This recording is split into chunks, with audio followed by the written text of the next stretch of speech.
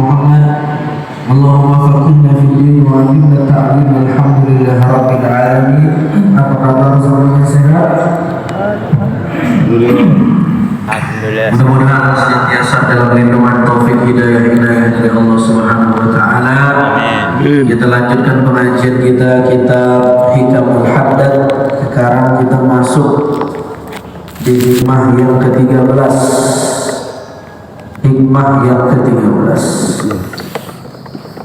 Ila hadratin Nabi Mustafa Muhammad sallallahu alaihi wasallam wa ala alihi wa ashabihi wa zurriyyatihi thumma ila jami' masyayikhina wa abaina wa ummatina wa ila jami' ulama'il 'amilin wa awliya wa syuhada as-salihin wa nakhussu khususan wasatan bi ruhi mu'allif hadzal kitab bil imam al-haddad rahimahullah rahmatal awwal. Al-Fatiha. A'udzu billahi minasyaitonir rajim.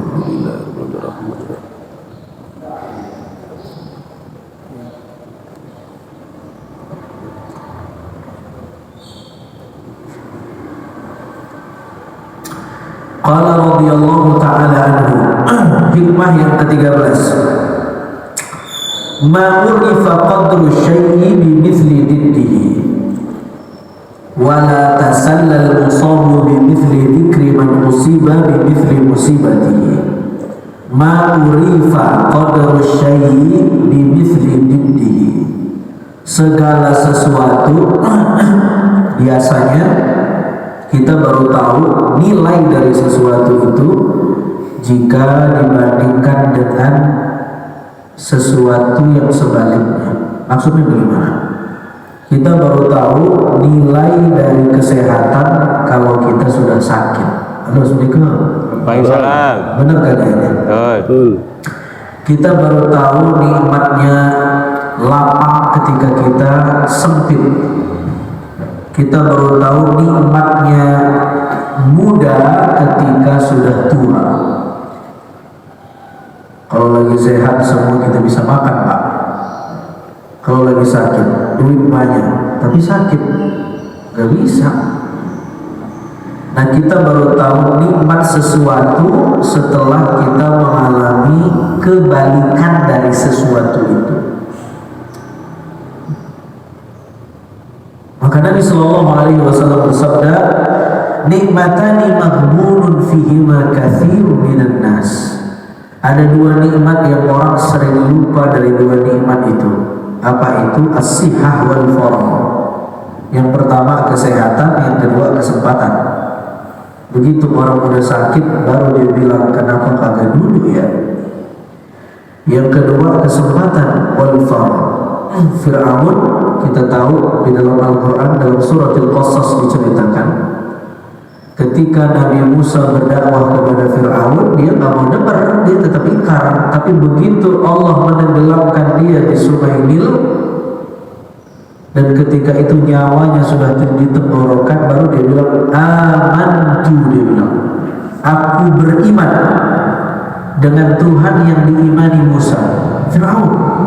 Jadi Fir'aun itu sempat mau hijrah, Pak, tapi nggak boleh, nggak bisa.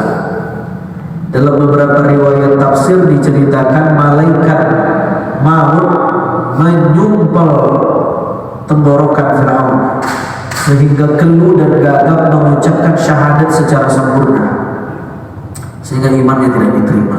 Dan memang dalam syariat Nabi Musa, orang kalau mau diterima taubatnya sebelum nyawanya ditenggorokan.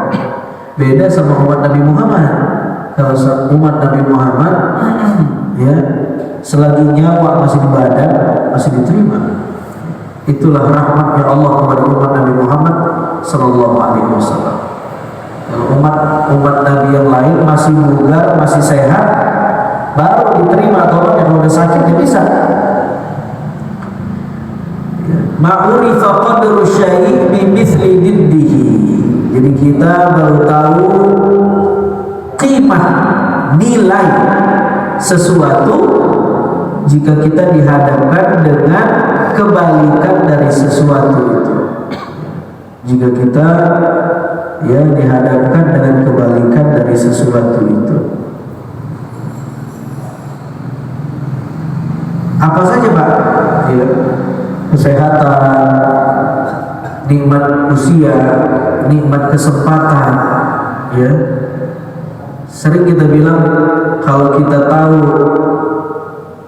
besarnya nilai sebuah ilmu, kenapa kita kagak dulu belajar sungguh-sungguh ya? Nah, itu kan setelah kita paham betapa ilmu itu bernilai dan tidak bernilainya bodoh itu, baru kita bilang kenapa saya kagak belajar lebih giat. Ma'urifa qadru syai' bimithli diddihi. Wala tasarra al-musabu bimithli dzikri man usiba bimithli musibatihi. Dan beliau mengatakan orang yang diberi musibah, maka orang yang diberi ujian itu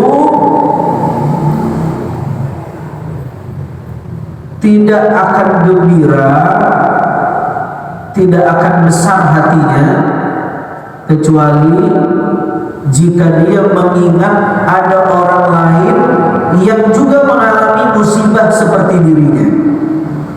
Ini nasihat juga buat kita. Kalau kita ditimpa ujian, ditimpa musibah, ditimpa sesuatu yang kagak enak, kita mesti berpikir bahwa min sunanil ilahiyah, itu adalah hukum alam. Tidak ada orang yang hidup tidak dicoba, ada. Ada orang yang hidup dicoba diuji sama bininya. Ada orang yang hidup diuji sama lakinya. Ada orang yang hidup diuji sama anaknya. Ada orang yang hidup diuji sama mertuanya, betul. Ada orang yang hidup diuji sama mantunya. Ada yang semuanya baik diuji sama tetangganya. Ada yang semuanya baik diuji sama dirinya sendiri. Ini tidak ada orang yang hidup tidak diuji, semua diuji. Nah, wala tasallal musabu bimithli dzikri man usiba bimithli musibati. Bagaimana supaya kita mendapatkan tasliyah? Apa tasliyah itu? Sesuatu yang menggembirakan kita meskipun kita ditimpa ujian. Caranya adalah dengan mengingat-ingat bahwa sebenarnya yang diuji seperti kita ini bukan cuma kita, ada yang lebih berat dari kita, atau setidak-tidaknya ada yang sama dengan kita juga pernah diuji seperti ini. Kita ditinggal pasangan misalnya, kan berat tuh Pak. Bini kita wafat, itu berat. Tapi begitu kita ingat tetangga saya lebih dulu dari saya, ringan. Ya, anak kita wafat, itu berat sekali. Orang tua kalau anaknya wafat hancur hatinya Pak. Pengennya dia gua dulu yang wafat baru dia. Anaknya wafat hancur tuh. Begitu dia ingat-ingat, bukan cuma saya yang begini, Nabi Muhammad anaknya wafat sallallahu alaihi wasallam.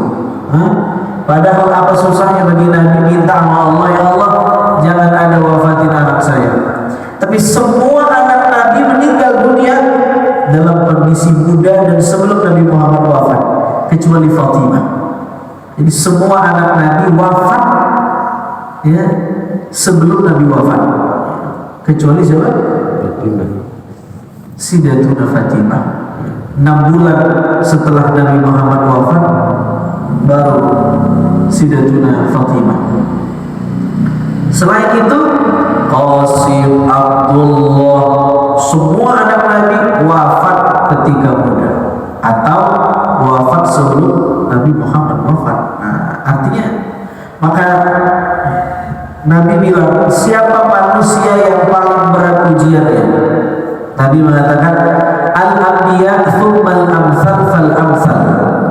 Yang paling berat ujiannya dalam hidup ini adalah al-anbiya, para nabi. Setelah nabi, al-amsal fal amsal.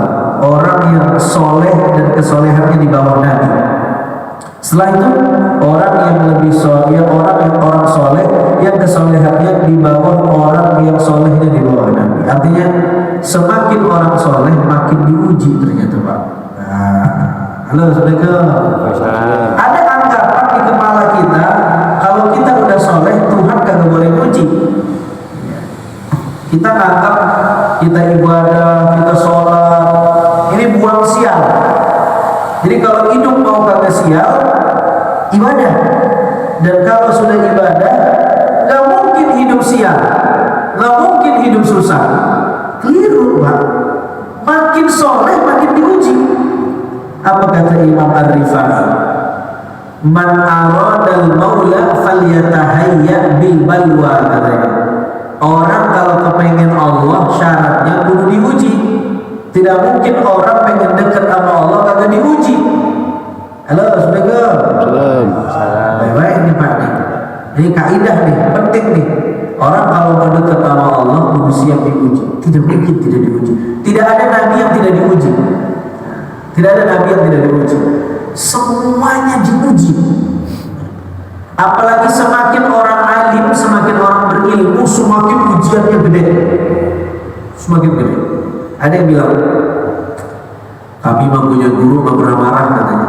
Sabar banget, kagak pernah marah. Itu lawan muridnya Pak. Kagak ada guru yang gak marah.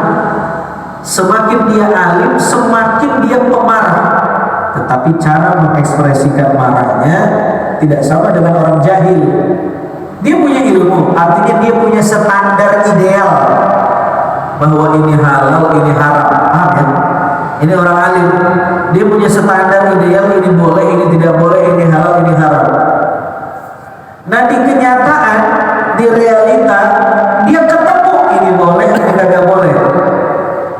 Bagi orang alim kalau dia ketemu yang kagak boleh, wajib hatinya marah. Soal mulutnya marah atau tidak, tindakan marah atau tidak, itu nomor 13. Tapi hatinya wajib marah. Itu makna man ra'a minkum munkaran falyughayyirhu biyadihi, fa in lam yastati' fa bi lisanihi, fa in lam yastati' fa bi qalbihi. Dia mesti marah dengan hatinya. Jadi nggak mungkin ada guru yang kagak marah, itu nggak mungkin. Mesti marah. Walaupun dia bilang apa-apa.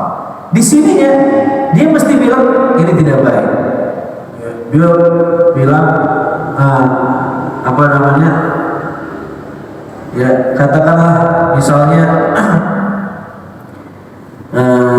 apa namanya? Nyawer haram. Terus di kampungnya ada yang nyawer Pak. Iya. Wajahnya mah datar, tapi di hatinya wajib marah, karena begitu tidak marah fasik namanya. Kalau dia tidak marah, apalagi kalau at-tana'um, dia menikmati, dia enak juga nyawer ya, wah fasik. Maka dengan ilmunya dia wajib marah. Nah soal dia marah dengan orang atau cara dia mengekspresikan marahnya tentu beda dengan orang yang jahil. Antum pernah dengar gak ada kisah ulama besar namanya Imam Ma'ruf Al-Karhi? Siapa namanya? Imam Ma'ruf Al-Karhi. Imam Ma'ruf Al-Karhi ini satu ketika dia jalan sama santrinya Pak, di kampungnya ternyata ada hajatan. Yang punya hajatan undang biduan, ya, orang pada nyawer, ya, itu orang udah masya Allah udah main konser, ya, berjoget, buka-buka aurat, nari-nari. Kata muridnya, Tuan Guru, laknatin mereka doa dengan doa. Engkau kan karomah, coba laknatin mereka. Apa kata Al-Imam Al-Ma'ruf Al-Karhi? Ini cerita terkenal.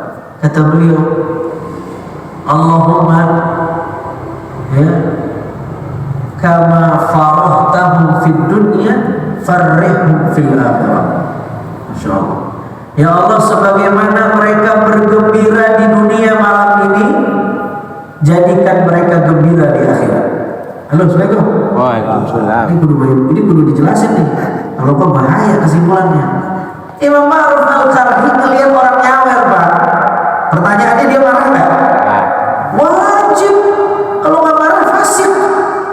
Sampai muridnya ngomong laknatin guru. Antum kan karomah. Kalau doa mustajab, laknatin mereka. Apa kata Imam Ma'ruf Al-Karhi? Ya? Antum guru alim karomah. Coba kalau doa dijawab sama Allah, maka orang kagak mungkin karomah kalau di hatinya punya dendam Pak. Coba kalau orang punya dendam dikasih karomah, siapa aja yang nyakitin dia, dia balas. Maka Allah kagak kasih karomah sama orang yang hatinya busuk. Nggak mungkin. Mesti bening dulu hatinya baru dikasih sama Allah. Antum alim, tahu hukum, murid antum ngipas-ngipasin, laknat guru. Ini orang kagak bener ini. Dia merusak di bawah antum. Apa doanya? Allahumma kama farrahta farrahtahum fid dunya farrihhum fil akhirah.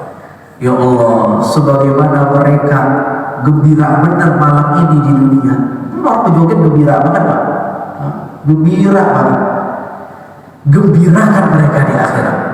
Muridnya tanya, ini bagaimana ceritanya ada guru doain biduan biar senang di akhirat? Kata Imam Ma'ruf Al-Karhi, saya mendoakan mereka supaya tidak hanya bahagia di dunia tapi juga di akhirat.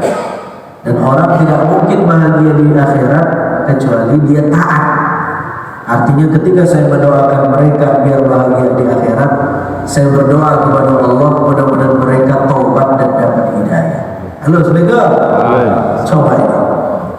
Ini cerita ajib, kisah, masya Allah. Ini dai yang luar biasa. Jadi dai dalam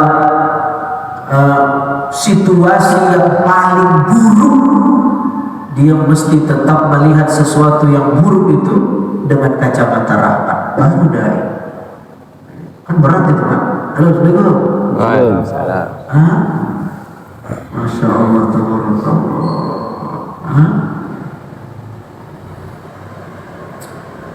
Nah, kita balik, wala tasallal musabu bimithli dzikri man usiba bimithli musibatih. Orang tidak bakal gembira hatinya ketika ditimpa musibah, gak bakal lapang dadanya ketika diuji, kecuali dengan dia mengingat-ingat bahwa bukan cuma dia yang diuji kayak begitu, orang lain juga. Itu maksudnya. Jadi itu caranya, Pak. Kalau kita diuji hidup 4 benar, ya bukan cuma kita, yang lain juga begitu. Maka dikatakan innal musibata idza ammat hanat wa idza tasab saqulan. Ujian kalau datangnya ke kita doang itu berat. Tapi kalau datangnya rame-rame, kita kena, orang kena, itu hanat, itu apa namanya, kagak berat. Jadi kalau cuma kita doang yang diuji, berat rasanya. Tapi kalau banyak yang ngalamin, gak berat, Pak. Kita sering lihat di Instagram, di TikTok berseliweran orang Indonesia biar kata banjir masih aja riak mukanya, pada berenang, pada nyebur, pada loncat, karena alaminnya rame-rame. Itu bagi yang ditimpa musibah. Tapi bagi yang buat musibah, nah itu nggak ada ampun, Pak. Itu yang nebang pohon, yang gondolin hutan, itu nyongsep itu, ya. Gara-gara dia orang kena musibah. Maka saya di musim-musim musibah ini saya kagak bilang ini ujian dari Allah, ya, ini azab dari Allah, kagak. Di khutbah-khutbah Jumat, di ceramah saya nggak bilang begitu. Kemarin saya ngisi di iNews, kru TV-nya, Ustaz, kita ambil video singkat, Ustaz kasih ini dong, katanya, ungkapan bela sungkawa motivasi sama masyarakat Sumatera, Aceh, Padang. Saya bilang apa yang mau dimotivasiin? Dia lebih sabar dari saya, betul Pak? Dia lebih beriman dari kita, betul Pak? Jangan kepada masyarakat Aceh, mudah-mudahan sabar. Jangan mudah-mudahan, emang udah sabar dia. Nah kalau kita kalah sabar, Pak, mudah-mudahan kuat. Lagu judul orang kuat. Kuatan dia dari kita, ikhlasan dia dari kita, betul Pak? Saya cuma bilang mudah-mudahan kuatin, lebih kuat dia dari kita, lebih sabar dia dari kita, lebih ikhlas dia dari kita. Masya Allah, tabarakallah. Dan saya di musim bencana begini ya, ini bukan bencana iklim, ini bencana apa namanya, bencana buatan, karena kita kagak menjaga alam, merusak lingkungan, merusak hutan sampai banjir. Coba berapa ribu orang yang mati ya. Maka yang ustadz-ustadz ya, yang guru-guru ya, antum jangan pakai ayat musibah, jangan pakai ayat azab, bukan konteksnya ini ya. Ada tuh komentar netizen, dia bilang ini Aceh begini karena banyak maksiatnya katanya. Di sana pakai syariat Islam tapi melanggar syariat Islam. Oh, ini kan jahat nih komentar. Kan tidak pada tempatnya kita ngomong begitu di saat orang kena ujian, Pak. Malah saya mengatakan kalaupun ini ujian dan karena maksiat, maksiatnya bukan karena zina, maksiatnya bukan karena orang berdosa sama Allah. Orang berdosa sama hutan itu yang buat Allah. Itu maksiat juga, Pak. Masalahnya kita merasa dosa zina lebih besar daripada dosa buang sampah sembarangan. Padahal sama-sama dosa. Coba, gara-gara kita berapa ribu orang yang mati. Man qatalan nas, itu kata dalam surat Al-Maidah, orang yang membunuh satu nyawa, itu seolah-olah dia qatalan nasa jami'a, seolah-olah dia membunuh semua manusia satu nyawa. Ini penting buat kita supaya kita menjaga lingkungan, karena itu juga maksiat. Kita menganggap maksiat itu kagak sholat, maksiat itu berzina, maksiat itu bukan cuma itu. Nah kalau itu benar bisa mengundang musibah. Kan kalau perkara berzina, perkara kagak sholat di Amerika lebih banyak, Pak. Nggak diajak-ajak dia. Tetapi ya, jangan gara-gara itu kita bermaksiat, jangan. Tapi maksud saya konteks maksiatnya hari ini apa? Kita tidak menjaga amanah yang Allah titipkan. Nah, alam raya ini, nah, itu kita nggak jaga. Maka kita yang tinggal di sini masih aman, masih tentrem, masih nyaman, jaga lingkungan kita nih, Pak nih. Ya. Jangan buang sampah sembarangan, jangan merusak lingkungan, karena semua kita selain Allah itu terikat dengan hukum sebab akibat. Semua kita selain Allah. Artinya kalau begini konsekuensinya begini, kalau begitu konsekuensinya begitu. Semua orang terikat dengan sebab akibat, termasuk alam ini. Kalau alam dirusak, dia akan merusak. Kalau alam dibunuh, dia akan membunuh. Itu hukum alam. Ya, kagak usah pakai Quran, kagak usah pakai dalil. Emang udah begitu setelannya. Allah yang setting begitu, Pak. Belanda coba. Itu kan negeri kafir. Tinggian air daripada daratan. Tapi coba dia selamat mulu dari bencana Belanda. Karena mereka menjaga alam. Dengan teknologi mereka bangun bagaimana kota yang ramah lingkungan, tidak merusak tempat air. Kita kan beda, Pak ya. Jadi meskipun kita sering sujud, zikir kebangsaan, zikir apa aja tuh, kita tetap kena bencana karena alam ini tidak disusun dengan doa, tapi dengan hukum alam.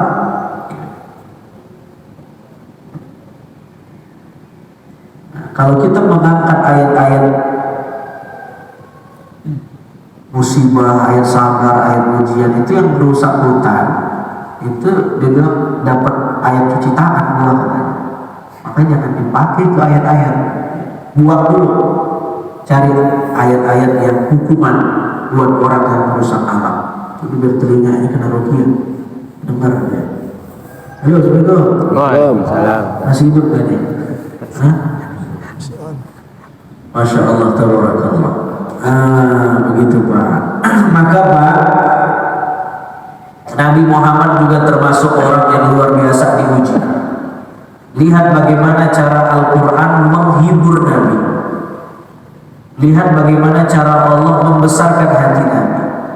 Walaqad istuhzi'a birusulin min qablika fahaqqa billadina sakhiru minhum maka bihi yastahzi'un.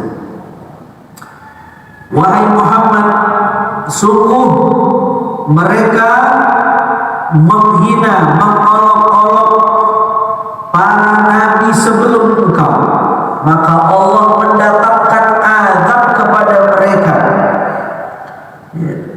Ini kan cara Allah membesarkan hati Nabi bahwa wahai kekasihku, bukan engkau saja yang diuji dengan dakwah ini. Dulu sebelum engkau ada banyak nabi yang sama diuji, bahkan dibunuh. Apa umatnya? Dibunuh, Pak. Bani Israel itu kan doyannya membunuh Nabi. Walau syaa rabbuka la amana man fil ardi kulluhum jami'an. Muhammad, kalau Allah mau, Allah bisa buat semua penduduk bumi ini muslim.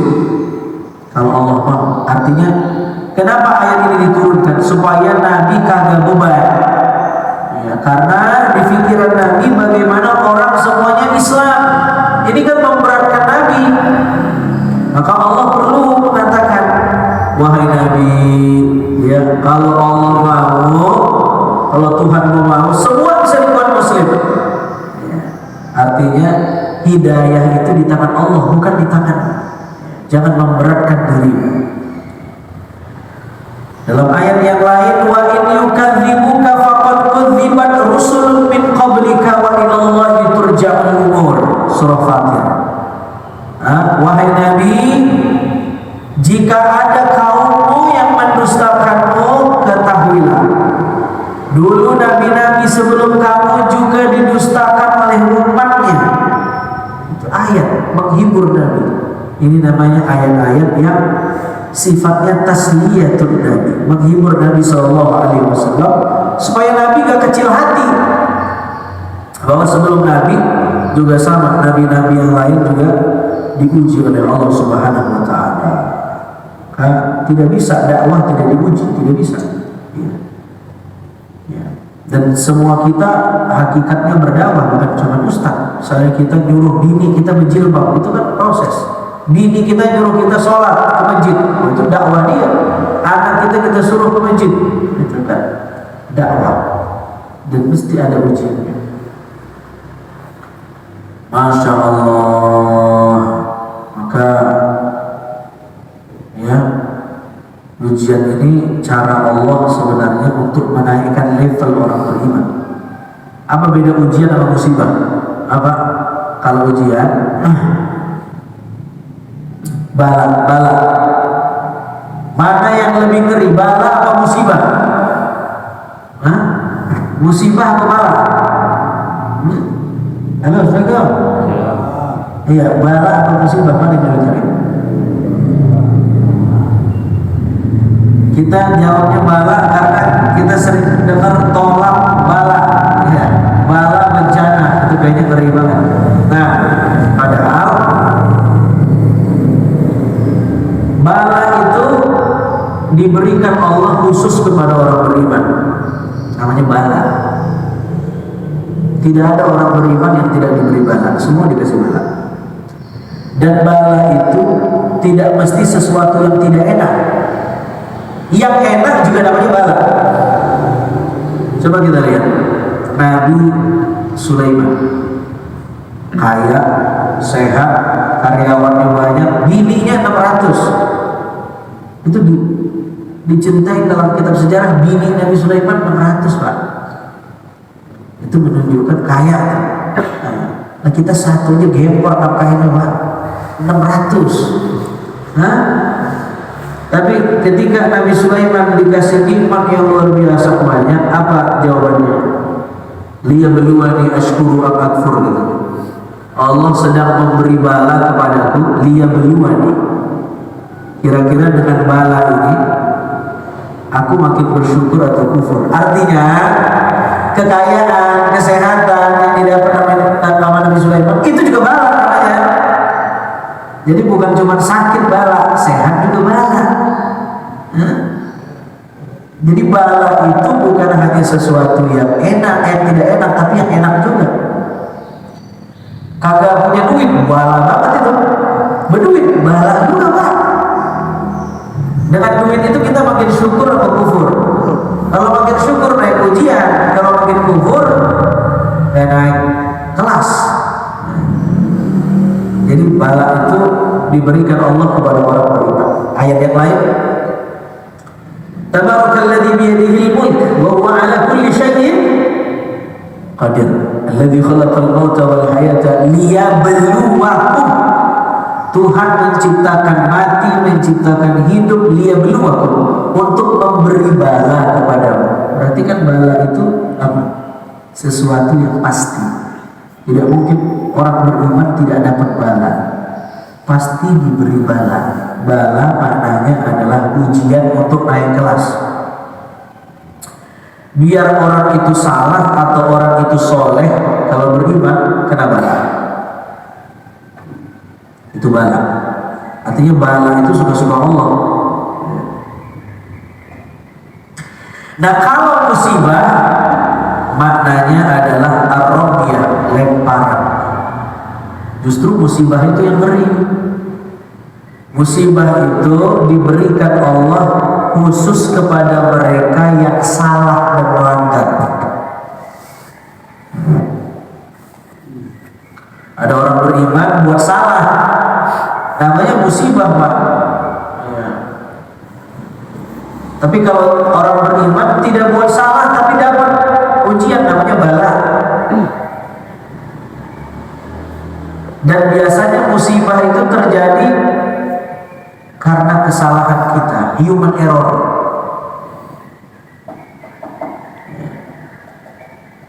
Nah kalau dilakuin sama orang kafir namanya azab. Jadi beda-beda Pak, bentuknya sama tetapi stempelnya beda. Sama-sama kena bencana, cuman bagi orang yang soleh, yang taat namanya bala karena dia pengen naik kelas. Tapi buat yang salah namanya musibah, buat orang kafir namanya azab. Bentuknya sama, banjir, tapi stempelnya beda. Kan yang perlu stempelnya Pak, yang perlu stempelnya. Itu kena ujian, tapi hukuman di stempelnya stempel bala, naik kelas Pak. Ya kira-kira begitu Pak ya.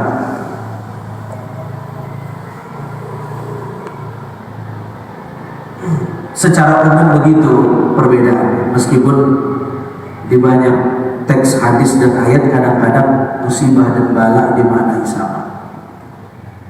Nah maka ya Nabi bersabda, ajaban li amril mu'minin, orang beriman itu menakjubkan. Kenapa?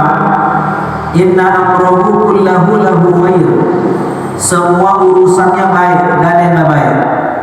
Walaysa dzalika li ahadin illa lil mu'min, dan tidak ada orang yang hidup kayak begitu kecuali dia beriman. Kenapa orang beriman hidupnya baik mulu? Karena in asabathu sarra syakar fakana khairan lah. Kalau dia ditimpa sesuatu yang kagak enak,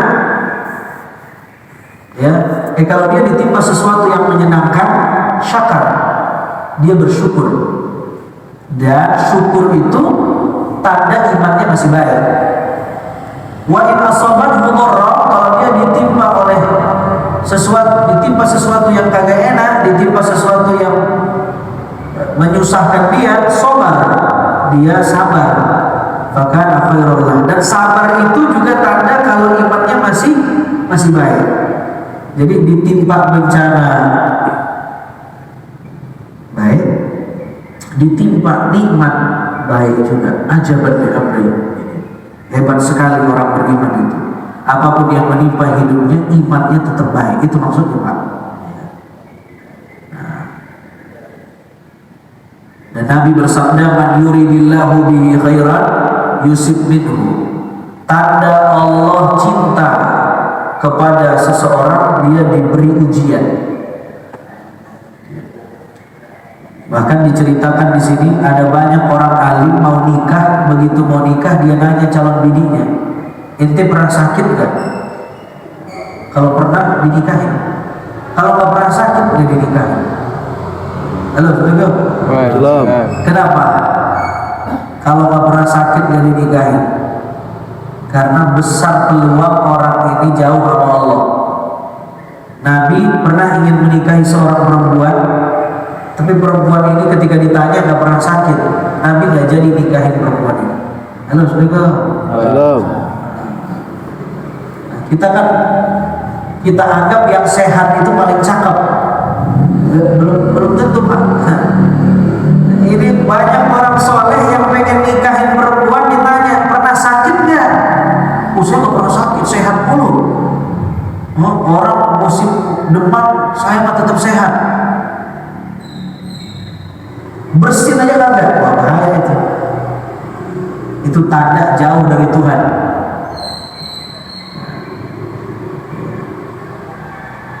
Ternyata sakit itu tanda dekat sama Allah. Fir'aun kan gak pernah sakit, Pak, sampai ngaku jadi Tuhan kan. Fir'aun itu gak pernah sakit. Lama-lama dia mikir, jangan-jangan gue Tuhan gitu. Gak pernah sakit, kuat mulu. Akhirnya dia deklarasi, saya ana rabbukumul a'la, saya Tuhan paling tinggi. Nah, kadang-kadang kita perlu dikasih sakit biar kita sadar bahwa kita bukan Tuhan. Kita abdu, kita budak, kita hamba Allah Subhanahu wa ta'ala. Umar ibn al-Khattab, apa beliau bilang? Ma musibatu bi musibatin illa kana lillahi alayya fiha arba'u ni'am. Kalau saya diuji sama Allah,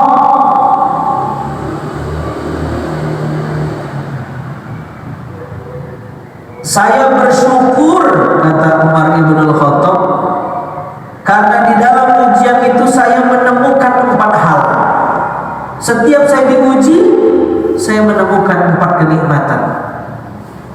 Hebat, ini kan cuma orang beriman yang bisa begitu. Dia bisa melihat nikmat di balik ujian. Apa 4 nikmat itu? 1, annaha lam takun fi dini. Ujian itu tidak membuat rusak agamaku. Dia diuji tapi imannya makin kuat. Itu tanda sebenarnya bukan diuji tapi dikasih nikmat, kata Umar ibn al-Khattab. Ya. Ada orang, Pak, kalau uang banyak lupa sholat, tapi begitu bokeh dia gelar sejadah, ya Allah, takbirnya dia beda. Allah, itu kan hakikatnya tuh, Pak, berarti ujian membuat dia ingat sama Allah. Wa annaha lam takun akbar minha. Yang kedua, nikmat yang kedua yang saya rasakan, kata Umar, adalah untung saya masih begini kagak begitu. Kita sering begitu tuh, dapat ujian, ketabrak, dia kaki kesleo, untung masih kaki kagak buka. Muka jatuh, untung masih muka. Nah, kalau nyaman masih ada untungnya. Itu kata Umar juga begitu. Annaha lam takun akbaru minha. Saya bersyukur masih beruntung. Ujian yang Allah kasih masih segini kagak segitu. Nah, itu betul itu. Berprasangka baik dengan Allah. Ya Allah, kenapa sih begini banget hidup saya? Nggak begitu. Umar bilang untung masih. Yang ketiga, wa annani lam uhramir ridha inda nuzuliha. Ini penting. Ketika saya dikasih ujian, Allah memberikan kesadaran pada saya sehingga saya redo sama takdir. Nah, redo sama takdir itu nikmat, hidayah. Tidak semua orang dikasih ujian itu bisa redo. Ada orang dikasih ujian bisa redo, itu kan canggih itu. Dahsyat. Tanda hatinya dijaga sama Allah. Ya. Wa annani, yang keempat, arju thawaballahi alaiha. Dan ketika ujian datang, aku berharap kiranya Allah memberikan pahala kepadaku dengan adanya ujian itu. Halo, Assalamualaikum. Waalaikumsalam. Ya, apa mana nih Pak? Hah? Ada 4. Masya Allah. Ya, berat banget kayaknya nih. Emang subuh rada cepetan sih ya. Ada 4 nikmat di balik musibah, kata Umar bin Khattab. 1, annaha lam takun fi dini, musibah itu atau ujian itu tidak merusak imanku, agamaku. Jangan sampai kita kena musibah, ya ada misionaris datang antar 1 dus mie instan, mau kagak? Kalau mau pindah agama dulu, ya udah kagak apa-apa dah, itu rusak. Yang kedua, lam takun akbar minha, masih beruntung segini kagak segitu. Masya Allah. Yang ketiga, annani lam uhram min ridha inda nuzuliha, dikasih sikap ridha terhadap takdir. Orang bisa ridha itu tanda dia dikasih nikmat sama Allah. Nah, kok saya susah banget bersyukur ya, nah, itu azab. Yang keempat, wa annani arju sawaballahi 'alaiha, karena ada pahala setelah musibah. Nah, itu tanda ya, ada nikmat di belakang musibah. Masya Allah, tabarakallah. Nah, hikmah berikutnya, hikmah yang ke-14. Wa qala radhiyallahu ta'ala anhu, ini ada 4 macam model hamba. Kita ini kan hamba Allah, Pak, abdul. Nah, hamba Allah ini modelnya macam-macam. Kata beliau ada 4 macam. Macam yang pertama, masih hidup gak nih? Masih. Man ashghalahu haqqu rabbih an huquqi nafsihi wa huquqi ihwanihi fahuwa abdul khadr. Fahuwa abdul khadr. Berarti ada orang, dia hidupnya tergila-gila dengan Allah. Orang kagak dia pikirin, tetangga kagak dia pikirin, harta dirinya kagak dia pikirin. Nah, orang yang kaya begini disebut abdul khadra. Apa Pak? Abdul khadra. Apa itu abdul khadra? Hamba Allah yang hatinya tergila-gila dengan Allah.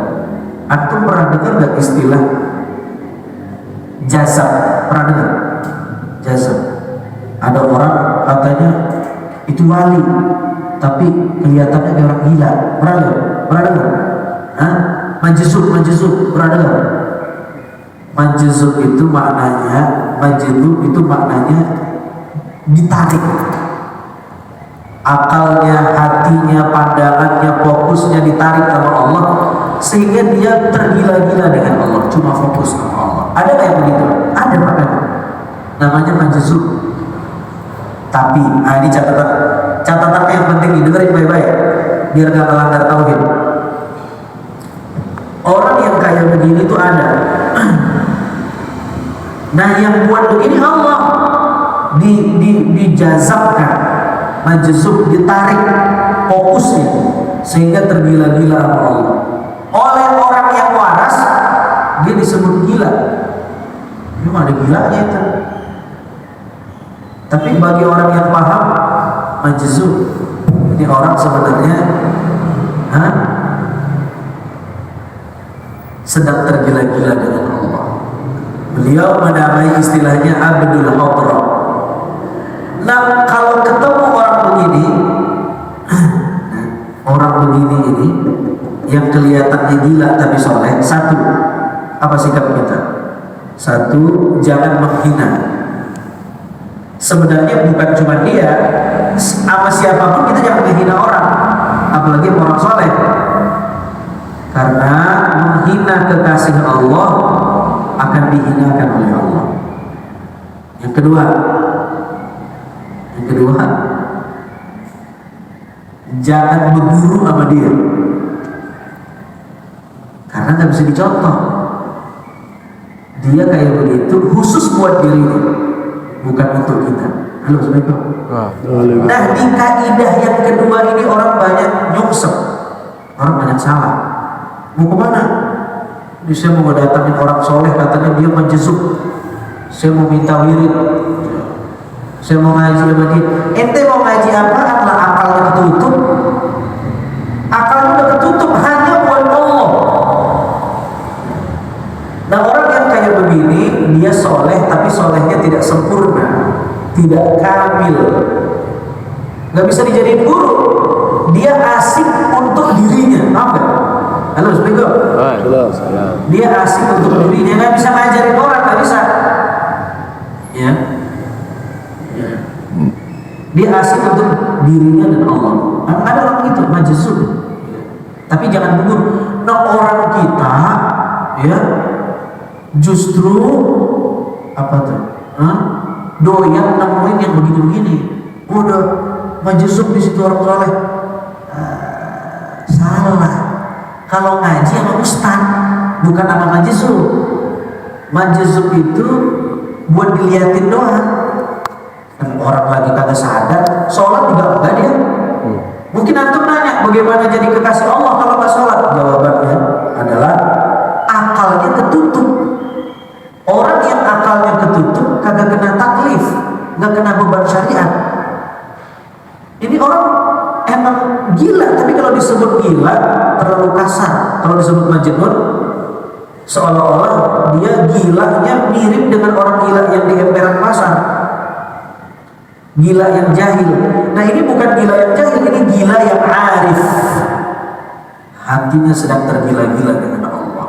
Nah, akalnya ketutup. Cuman yang satu gila karena gak kepilih jadi caleg, yang satu gila karena saking demen sama Allah. Nah, jangan dijadiin guru, jangan dimintain wirid. Ya, dia mah kagak sadar sholat juga kagak. Orang puasa dia makan, orang sholat dia berdendam. Emang gak bisa jadi guru, Pak? Lah anak kita diangkat jadi guru. Itu guru saya itu katanya. Dia aja kagak sholat. Akhirnya muridnya yang fanatik kagak sholat. Itu berobat namanya. Yang begitu itu cuma boleh ditontonin doang, diambil ibrohnya, jangan dijadiin guru, karena dia tidak kamil, tidak sempurna. Benar hatinya tergila-gila dengan Allah, tetapi ya akalnya tertutup. Karena akalnya tertutup, tidak ada taklif syariat. Jadi dia nggak kena beban sholat, nggak kena beban. Nah, orang salah memahami, akhirnya muncul fitnah. Apa? Dia bilang orang makin tinggi makomnya, makin sufi, makin tasawuf, makin kagak sholat. Ini karena dia gak paham. Padahal orang yang kayak begitu itu akalnya tertutup, gak kena beban syariat. Lah kalau kita jangan ikut-ikut, Pak. Kan kita masih waras, kudu sholat. Maka cari guru yang waras juga. Gitu maksudnya. Udah habis ya? Berapa menit lagi ya? 7 menit. Habis. 7 menit. 7 menit. Ya. Antum pulang ngapain kalau kagak syuruk? Ntar kita lanjutin ya. 7 menit aku. Wa man ashghalahul qiyam bihabdi nafsihi 'anil qiyam, yang kita dapat pahala syuruk. Nabi bersabda, orang yang syuruk nunggu dari subuh pahalanya seperti haji. Alhamdulillah. Iya. Ada orang lagi dia sibuk sama dirinya. Anil qiyam bihaqqi rabbihi wa haqqi ikhwanihi fa huwa abdu syahwat. Ada orang gak sibuk sama Allah, gak sibuk sama tetangga, dia sibuk muasin dirinya. Namanya abdu syahwat, budak syahwat. Yang penting bisa tidur nyenyak, kenyang, moya-moya, murah-murah, sholat kagak, puasa kagak, buat baik kagak, namanya hamba syahwat. Yang ketiga, waman asghalahul qiyam bi huquqi ikhwanihi anil qiyam bi huquqi rabbihi wa huquqi nafsihi fa huwa abdul riyasa. Ada orang tak sibuk sama Allah, tapi sibuk sama orang. Kalau orang undang dia datang, kalau azan yang undang dia nggak datang. Kalau bosnya yang undang dia datang, tapi kalau agama yang undang dia nggak mau datang. Namanya abdur riyasa, hamba jabatan. Biasanya orang kayak begini mukanya dua katanya. Dia pengen jabatannya mentereng, nggak turun, stabil. Akhirnya dia mesti pintar cari muka sama orang. Kalau bosnya manggil, siap, 86 jam 3 juga disamperin. Coba Allahu Akbar, Allahu Akbar, gak denger dia. Ini abdur riyasa. Na'udzubillah min dzalik. Mudah-mudahan kita gak begitu ya. Yang keempat terakhir, wa man ashghalahul qiyam bi huquqi rabbihi wa huquqi ikhwanihi 'anil qiyam bi huquqi nafsihi fa huwa sahibu wirathati. Inilah orang yang paling sempurna, yaitu orang yang memenuhi hak Allah dan memenuhi hak orang lain. Sama Allah hubungannya baik, sama tetangga kagak usil, sama Allah ikhlas, sama tetangga gak zalim, sama Allah total, sama tetangga peka. Ini orang yang kayak begini disebut sahib wirafah, ya, orang yang mewarisi akhlak Nabi Muhammad. Orang yang mewarisi akhlak Nabi Muhammad Sallallahu Alaihi Wasallam, sampai Nabi mengatakan, bukanlah orang itu disebut orang beriman kalau dia tidur nyenyak tapi tetangganya dalam keadaan lapar. Artinya dia bukan hanya pintar ke masjid, bukan hanya doyan taklim, tetapi di saat yang sama sama lingkungan peka, sama orang kagak usil, tetangganya butuh bantuan dia bantu. Ini sahib wirafah. Mudah-mudahan kita ya dimampukan oleh Allah untuk menjadi hamba Allah yang keempat. Amin ya rabbal alamin. Ada pertanyaan? Ada? Jam berapa nih? Udah ya? Syuruk 3 menit. Ada pertanyaan mau 534? 34. Maka. Kita sering dengar bahwa Israel itu yang Israel segalanya keturunannya itu kan. Gimana Pak? Israel? Keturunan Bani Israel itu kan.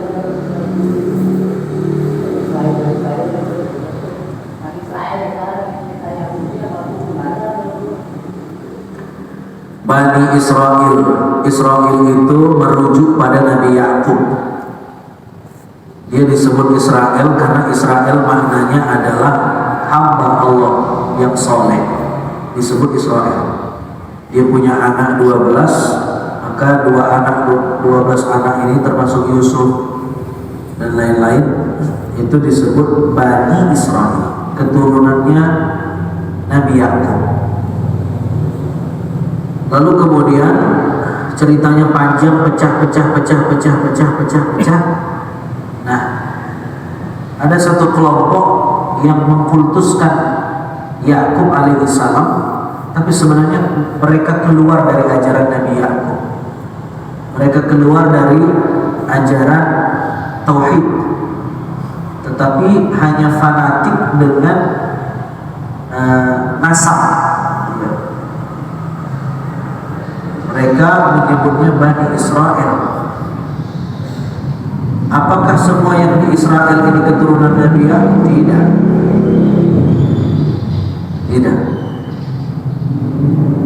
Tidak semua. Ada yang terikat karena faktor geografis, karena dia tinggal di Israel, ya jadi warga negara Israel, jadi tidak semua keturunan Nabi Yakub. Nah sekarang Israel bukan lagi merujuk pada Nabi Yakub, tapi sebuah negara. Bahkan bukan sebuah negara, sebuah kelompok yang ingin ya menguasai Palestina. Karena disebut negara, kita akui negara dia. Kalau disebut negara Israel sekarang merujuk pada satu kelompok, satu sekte yang ingin menguasai dunia lewat Palestina, itu Israel. Ya mereka menganggap mereka keturunan yang terhormat. Jadi salah satu sifat Israel adalah fanatik dengan nasab. Dia merasa orang semua lebih hina daripada nasab dia. Kita kagak boleh begitu, Pak. Kalau kita merasa turunan kita lebih mulia dari orang, itu kita nyontoh Israel. Kita nyontoh Israel. Jadi jawabannya enggak semuanya, ya. Cukup barangkali, mudah-mudahan bermanfaat. Aku qouli hadza wa astaghfirullah li wa lakum wa li sa'iril muslimin wal muslimat wal mu'minin wal mu'minat wa yafuzul mustaghfirin wa yanajat at-ta'ibin. Rabbana ighfir lana wa li walidina warhamna warhamhum kama rabbawna shighara wa li jami'il muslimin wal muslimat wal mu'minin wal mu'minat al-ahya'i minhum wal amwat. Amin. Rabbana atina fid dunya hasanah wa fil akhirati hasanah wa qina adzabannar. Wassallallahu wasallam ala nabiyyina Muhammadin wa ala alihi wasallam. Assalamualaikum warahmatullahi wabarakatuh.